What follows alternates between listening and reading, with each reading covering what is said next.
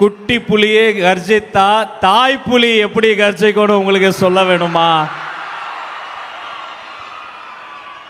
ஒரு நொடி யோசித்து பார்க்கிறேன். இதே திருச்சியில 1008 கெடுபிடிகளுக்கு நடுவே உங்களை பார்ப்பதற்காக ஓடோடி வந்து நின்று அன்று உங்க அண்ணனா உங்க தம்பியா நம்ம தளபதியா மக்கள் விரும்பும் வேட்பாளரா வந்த மனிதர் எடுத்த சபதம் முடித்து, இது பதவி கிடையாது, பொறுப்பு. பொறுப்புக்கு வந்த ஒவ்வொரு நாளும் தாய்மார்களுக்கும் தமிழுக்கும் முதலிடம் கொடுத்து இதோ உங்கள் முன்னால் உரையாற்ற வருகிறார் மாண்புமிகு தமிழ்நாடு முதலமைச்சர் அண்ணன் தளபதி சி ஜோசப் விஜய் அவர்கள்.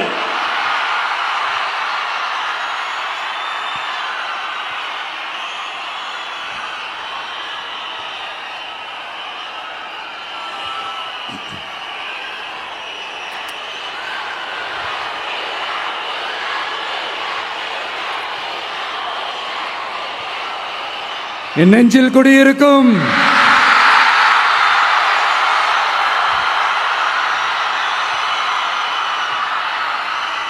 தமிழக மக்கள் உங்கள் அனைவருக்கும் என்னுடைய வணக்கமும் என்னுடைய நன்றிகளும். குறிப்பா திருச்சி கிழக்கு தொகுதி மக்கள் உங்கள் அனைவருக்கும் என்னுடைய ஸ்பெஷல் வணக்கமும் ஸ்பெஷல் நன்றிகளும். இதை நான் ஏன் இப்படி சொல்கிறேன்னா, என்னை இப்போ பெரம்பூர் தொகுதி எம்எல்ஏன்னு தான் சொல்லுவாங்க. பட் ஆனால் அது எலெக்ஷன் கமிஷனோட அந்த சட்ட விதிகளுக்கு மட்டும்தான் அப்படி. ஆனால் என்னை பொறுத்த வரைக்கும், தமிழ்நாட்டை பொறுத்த வரைக்கும், தமிழ்நாட்டுக்கு எப்படி திருச்சி ஒரு இதயம் மாதிரியோ, அந்த மாதிரி என்னோட இதயத்துக்கு திருச்சி கிழக்கு தொகுதி மக்களும் ரொம்ப ரொம்ப ரொம்ப க்ளோஸ் தான். அதுல எந்த மாற்றமும் கிடையாது. சரிங்களா?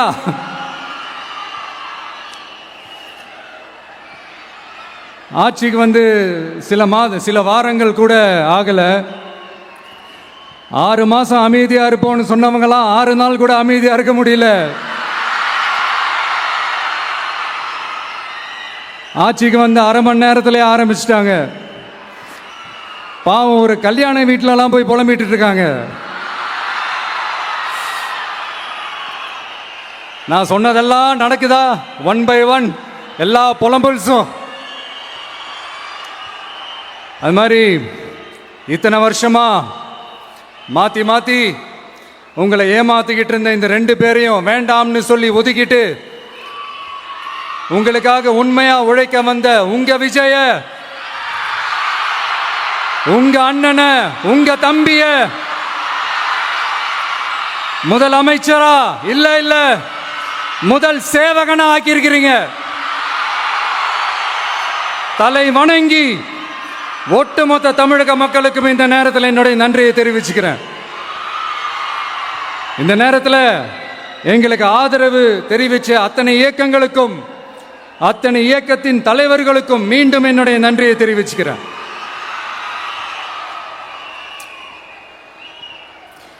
புரட்சி தலைவர் எம்ஜிஆர் அவர்களுடைய முதல் தேர்தலில் கூட இந்த அளவுக்கு ஒரு ஓட் பர்சன்டேஜ் வாங்கல அப்படின்ட்டு நிறைய பேர் சொன்னாங்க. ஆனா நீங்க டிவி கேட்க அவ்வளோ நீங்க ஆதரிச்சிருக்கிறீங்க. நான் எம்ஜிஆர் அவர்களோடலாம் நான் கம்பேர் பண்ணல. எம்ஜிஆர் தான். ஆனா நாம பெரியார், அண்ணா, எம்ஜிஆர் அவர்கள் வழியில ஒரு அன்பா உழைக்க வந்த உங்க விஜய், அவ்வளவுதான். 1977 நீங்க போடாத ஓட்ட 2026 நீங்க போட்டிருக்கிறீங்க. என்ன ஒண்ணு, இன்னும் கொஞ்சம் அதிகமா ஆதரிச்சிருந்தீங்கன்னா கொஞ்சம் நல்லா வந்திருக்கும். பட் பரவாயில்ல, ஃபியூச்சர்ல வரப்போற எல்லா தேர்தலையும் உங்களுடைய முழு சப்போர்ட்டை என்னால் வாங்க முடியுன்ற அந்த ஒரு நம்பிக்கை இப்போ என் மனசுல ரொம்ப ஆழமா பதிஞ்சிருக்கு. ஏன்னா நீங்க அமைச்சு கொடுத்திருக்கிற இந்த ஆட்சியில எல்லா நன்மைகளையும் நீங்க கண்கூடா பார்க்க தான் போறீங்க அப்படின்ற அந்த கான்ஃபிடன்ஸும் இப்ப என் மனசுல ரொம்ப ஆழமா பதிஞ்சிருக்கு. யார் எந்த நிலைமைக்கு எந்த பொசிஷனில் போனாலும் இந்த கிண்டலும் கேலியுமா பேசுறது இருக்கத்தானே செய்யும். நம்மளை பற்றி, நம்ம அரசியலை பற்றி, நம்ம பேச்சை பற்றி இந்த கிண்டலும் கேலியுமா பேசிட்டு தானே இருப்பாங்க. அவங்க எல்லாருக்குமே என் சைட்லேருந்து ஒரே ஒரு ரிக்வெஸ்ட், தயவு செஞ்சு நிப்பாட்டிடாதீங்க. தயவு செஞ்சு கண்டினியூ பண்ணுங்க. நீங்க தான் என்னோட எனர்ஜி ஃபோர்ஸ். நீங்க பேசிக்கிட்டே இருங்க, பேசிக்கிட்டே இருங்க, பேசிக்கிட்டே இருங்க. நான் மக்களுக்கு தேவையான நல்லதை செஞ்சுக்கிட்டே இருக்கேன், செஞ்சுக்கிட்டே இருக்கேன், செஞ்சுக்கிட்டே இருப்பேன்.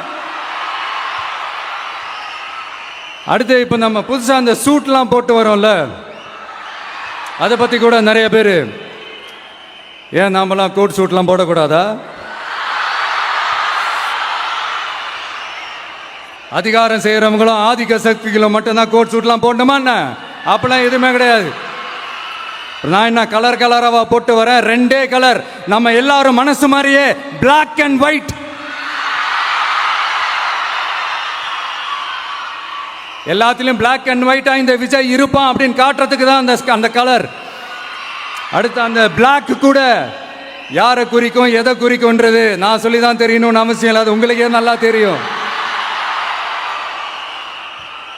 எல்லாத்துக்கும் இப்படி வழக்கம் சொல்லிக்கிட்டு நச நசன் பேசுகிற டைப்பும் நம்ம கிடையாது. உங்களுக்கே தெரியும், அதிகபட்சமாக எல்லா மீட்டிங்கிலும் 20 நிமிஷம்குள்ளே தான் நான் பேசியிருக்கிறேன். அதனால் இப்போ மக்கள் என்கிட்ட என்ன சொல்கிறாங்க அப்படின்னா, இந்தப்பா விஜய், நீ எங்களுக்காக உழைக்கிறதுக்காக வந்திருக்கிற, அந்த வேலையை மட்டும் பாரு, உன்னை பற்றி பேசுகிறவங்கள நாங்கள் பார்த்துக்கிறோம் அப்படின்னு சொல்லிட்டாங்க.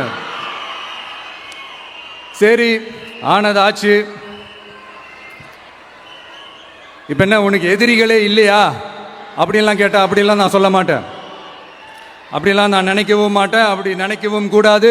இப்பவும் சொல்கிறேன், அரசியல் ரீதியாக சொல்கிறேன், ரெண்டு பேருக்கு நடுவில் தான் போட்டியே. ஒன்று இன்னொன்று, எஸ், ஒன்று டிவிகே, இன்னொன்று டிஎம்கே. இதுக்கு நடுவில் வேற யாருக்கும் எந்த வேலையும் கிடையாது. ஏதாவது இருக்குன்னு சொல்றீங்க? எலெக்ஷனுக்கு முன்னாடியும் அவங்களுக்கு ஒரு வேலையும் இல்லை, இப்ப எலெக்ஷனுக்கு அப்புறம் சுத்தம். ஆனா இந்த திமுகவும் மற்றும் பலரும் ஒன்னா சேர்ந்துக்கிட்டு இந்த விஜயோட ஆட்சி வந்துடக்கூடாதுன்னு சொல்லி ஒரு கூத்து ஒண்ணு பண்ணாங்களே, அந்த கடைசி 5 நாள், அடாடாடாடாடா, நமக்கெல்லாம் ஓஹோ இப்படியெல்லாம் கூட நடக்குமோ என்ன கூத்துங்கிறீங்க. ஆனா ஃபியூச்சர் என்னவா இருக்குன்றதை மட்டும் இப்ப நான் சொல்றேன். உங்களுக்காக உண்மையா உழைக்க வந்த இந்த விஜயா, இல்ல இந்த விஜயோட ஆட்சி அமைஞ்சிடக்கூடாதுன்னு தடுக்க நினைச்ச ஸ்டாலின் சாரா, அவ்வளவுதான். இதுக்கு நடுவில் வேற யாரும் எந்த அல்லு சில்லும் உள்ள வந்து நம்மளை தடுக்கிறதோ எதிர்க்கிறதோ ஏதாவது பண்ணாங்கன்னா நிர்வாகம் அதுக்கு பொறுப்பில்லை ராஜா, நிர்வாகம் அதுக்கு பொறுப்பில்லை. ரிசல்ட் என்னவா வரும்ன்றது அது உங்களுக்கே நல்லா தெரியும். நம்மளை ஏளனமா பேசுறதா நினைச்சு அவங்களுக்கு ஆப்பு வச்சுக்கிறாங்க. திமுக நம்மளை தடுக்க, திமுக நம்மளை எதிர்க்க, திமுக நம்மளை அவமானப்படுத்த அத்தனையும் நமக்கு நன்மையே.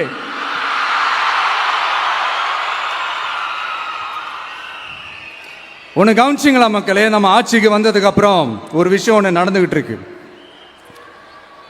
இது இந்த ஜென்சி தலைமுறையை அட்ராக்ட் பண்றதுக்காக இங்கிலீஷ் தமிழ் கலந்த அறிக்கை, அது சொல்ல வந்த நினைச்சிங்களா? அந்த காமெடி எல்லாம் கிடையாது. அடுத்து இந்த ரியாலிட்டியை மறந்துட்டு இந்த ரீல்ஸ் போடுறது, அது சொல்ல வந்தீங்களா? அந்த காமெடியும் கிடையாது. இது சீரியஸாக ஒரு விஷயம் நடந்துகிட்டு இருக்கு. முன்னெல்லாம் சட்டசபையில் யார் பேசுனா நமக்கு என்ன, யார் அடிச்சுக்கிட்டா நமக்கு என்னன்னு இருந்த கூட்டம்லாம் இப்போ சட்டசபையில் என்ன நடக்குது, என்ன பேசிக்கிறாங்கன்றது ரொம்ப உன்னிப்பாக கவனிக்கிறாங்க. கவனிச்சிங்களா? திமுக ஸ்டைல்லே சொல்லணும்னா ரீல்ஸ் போட்ட கூட்டம்லாம் இப்போ நியூஸ் பார்த்துக்கிட்டு இருக்கிறாங்க. அதில் நமக்கு சந்தோஷம் தான், பெருமை தான். நம்மளுடைய யங்ஸ்டர்ஸ், நம்ம பெண்கள் எல்லாம் அந்த அரசியல் என்னன்னு தெரிஞ்சுக்கணும், அந்த அரசியல் என்னன்னு புரிஞ்சுக்கணும்னு அப்படி ஒரு விழிப்புணர்வு ஏற்பட்டிருக்கு. அதுல எங்களுக்கு சந்தோஷம் தான். இதெல்லாம் யாரால நடந்திருக்கின்றது நான் சொல்லிதான் உங்களுக்கு தெரியணும்னு அவசியம் இல்லை, அது உங்களுக்கே நல்லா தெரியும். இப்படிப்பட்ட நம்ம தெய்வங்களை, இப்படிப்பட்ட நம்ம மக்களை தற்குறின்றது இன்னமும் சொல்லிக்கிட்டு இருக்கிறாங்க. நான் காஞ்சிபுரத்தில் சொன்னதை தான் இங்க நான் திரும்பவும் ரிப்பீட் பண்றேன். நீங்க தற்குறின்னு சொன்னீங்களே, அவங்க தான் உங்களோட அரசியல் வாழ்க்கையே ஒரு கேள்விக்குறி ஆக்கி இருக்கிறாங்க. கேள்விக்குறி ஆக்கிட்டாங்க, இன்னமும் ஆக்க போறாங்க. அன்னைக்கு நான் சொன்னப்போ சிரிச்சவங்களாம் இன்னைக்கு என்ன பண்ண போறாங்களோ. உண்மையை சொன்னாதான் அந்த கூட்டத்துக்கு கசக்குமே. உண்மையிலே நீங்க மக்கள் மனசை புரிஞ்சு வச்சிருந்தீங்கன்னா நீங்க இப்படி மக்களை தப்பாவே பேசியிருக்க மாட்டீங்க. அது என்ன, அப்புறம் அரசியல் புரிதல் இல்லாம மக்கள் நமக்கு ஓட்டு போட்டுட்டாங்களாம். இந்த கவர்ச்சியில மயங்கி மக்கள் நமக்கு ஓட்டு போட்டுட்டாங்களா. நான் என்ன, சரி விடுங்க.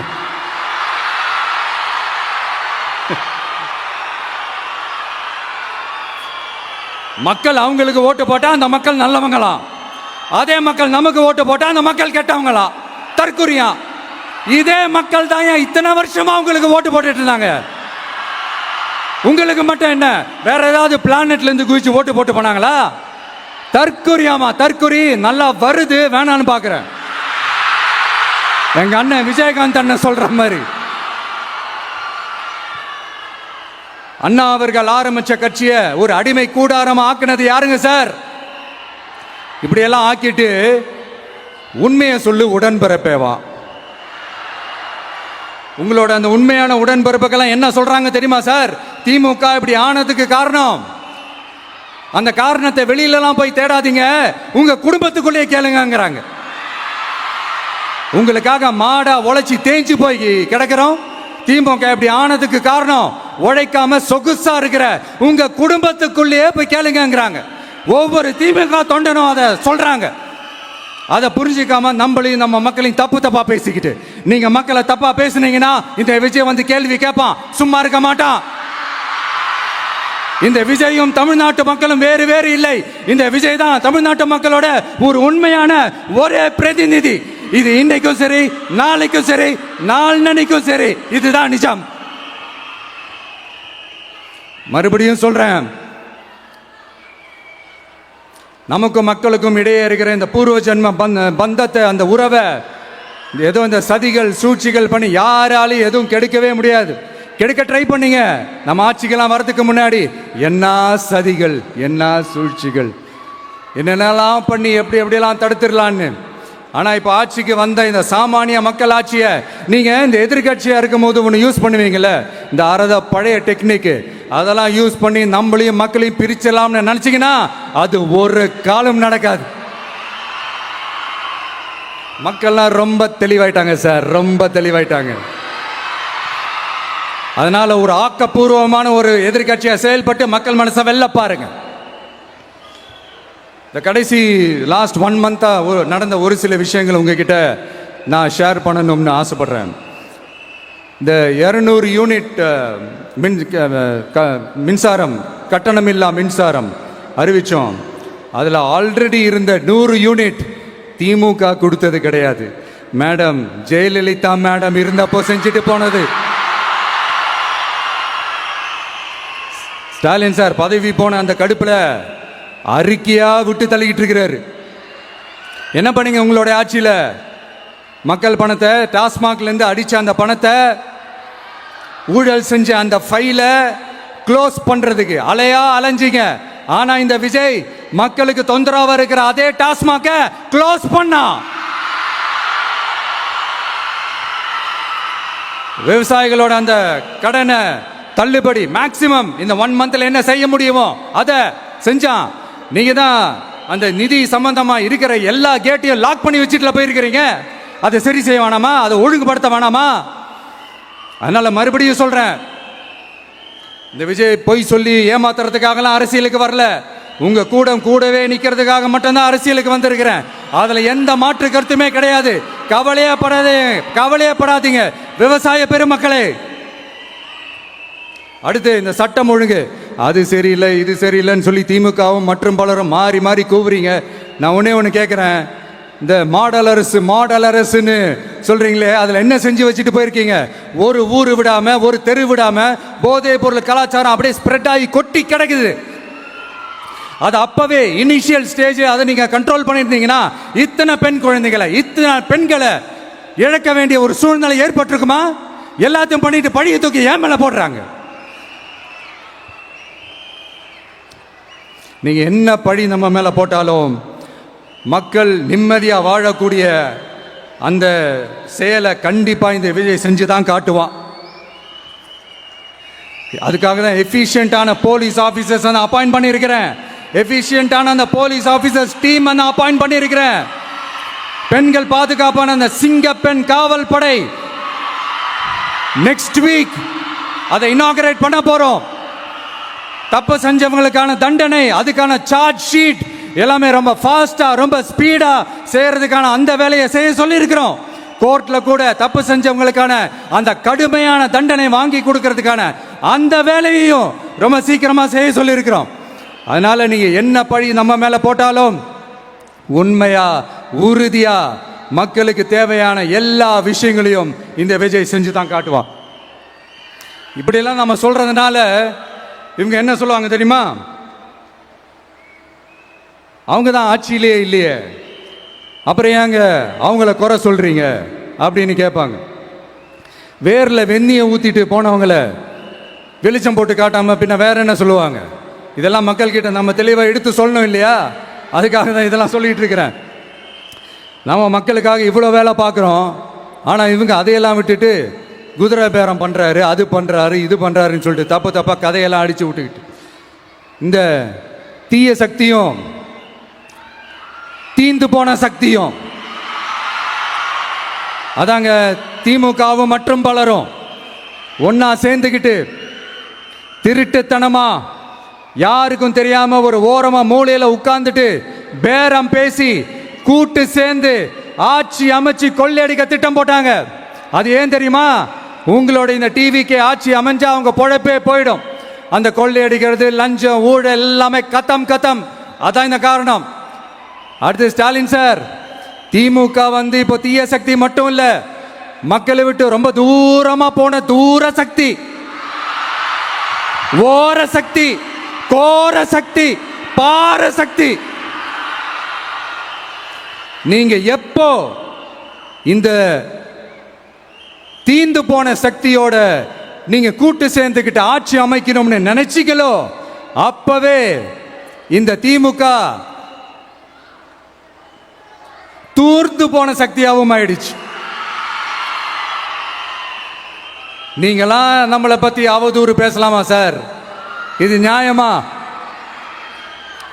மக்களை இவ்வளவு பெரிய மக்கள் சக்தி நம்மளோடு இருக்கும் போது நமக்கு எதுக்கு வேற அரசியல்? எலெக்ஷன்ல 50-60 வருஷமா இருந்த சாதிய உடைச்சிருக்கிறோம், மதத்தை உடைச்சிருக்கிறோம், காசு கொடுத்து ஓட்டு வாங்கறத உடைச்சிருக்கிறோம். நாம எது செஞ்சாலும் கான்ஸ்டிடியூஷன்ல தான் செய்வோம். நாம சிங்கிள் மெஜாரிட்டி வாங்கி இருந்தாலும் நம்மளை நம்பி முறையா கூட்டணியில கட்சியில ஆதரிக்க வர்றவங்களை அரவணைச்சு தான் இருப்போம். நான் இப்பவும் மீண்டும் டிக்ளேர் பண்றேன், டிவிகே ஆட்சி எந்த பாகுபாடும் இல்லாம எல்லாருக்குமான ஒரு ஆட்சியா தான் இருக்கும்.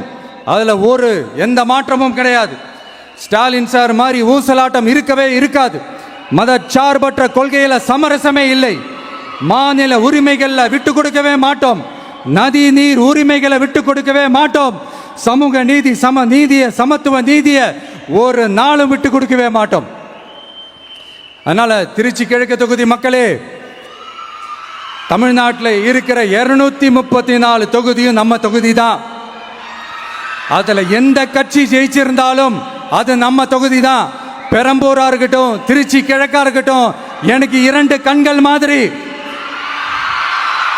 அதுலயும் திருச்சி கிழக்கு என் செல்ல புள்ள மாதிரி. அதனால வரப்போற இடைத்தேர்தல்ல உங்க வீட்டில் இருக்கிற ஒருத்தரை, உங்கள ஒருத்தரை தான் வேட்பாளராக நிக்க வைக்க போறோம்.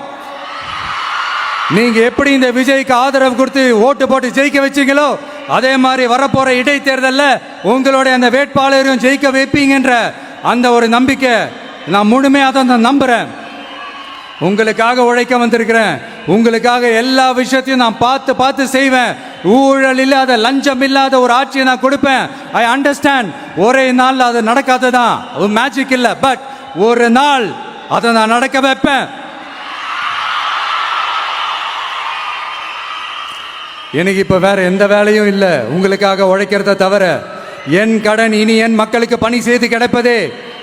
மீண்டும் என்னை ஜெயிக்க வச்ச தமிழக மக்களுக்கும் திருச்சி கிழக்கு தொகுதி மக்களுக்கும் மீண்டும் என்னுடைய நன்றியை தெரிவிச்சுக்கிட்டு கான்பிடண்டா இருங்க, நல்லதே நடக்கும், வெற்றி நிச்சயம். மீண்டும் சந்திக்கும் வரை நன்றி, வணக்கம்.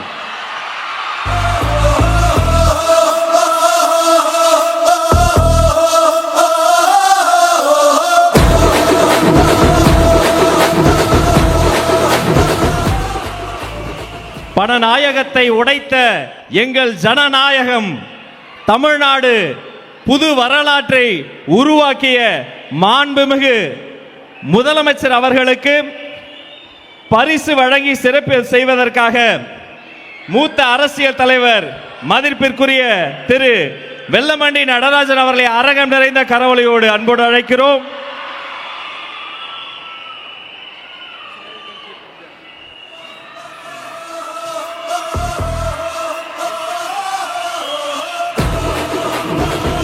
அவரோடு சேர்த்து திருச்சி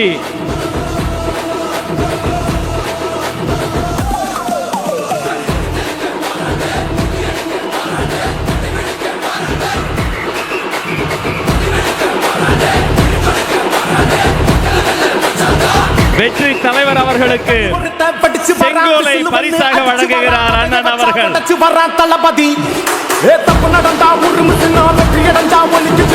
அவரை தொடர்ந்து ஸ்ரீரங்கம் சட்டமன்ற உறுப்பினரும் மாண்புமிகு அமைச்சருமான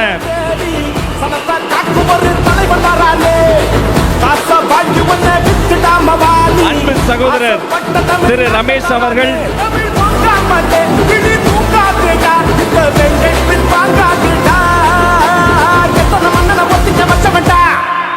நான் தன்னந்த நீயாளு நம்ம பாரு கொஞ்சம் இங்க எட்டு கோடி பேரு.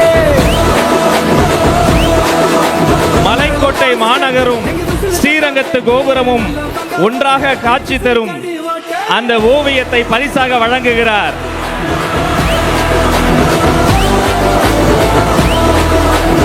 இன்று திருச்சியை படத்தில் தருகிறார், அன்று திருச்சியை தேர்தல் களத்தில் தந்துவிட்டார்.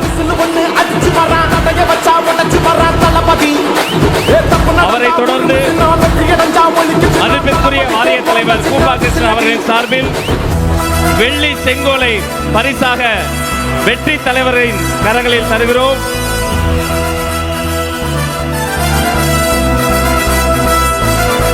நம்மிடமிருந்து விடைபெறுகிறார் மாண்புமிகு தமிழ்நாடு முதலமைச்சர் அண்ணன் சி. ஜோசப் விஜய்.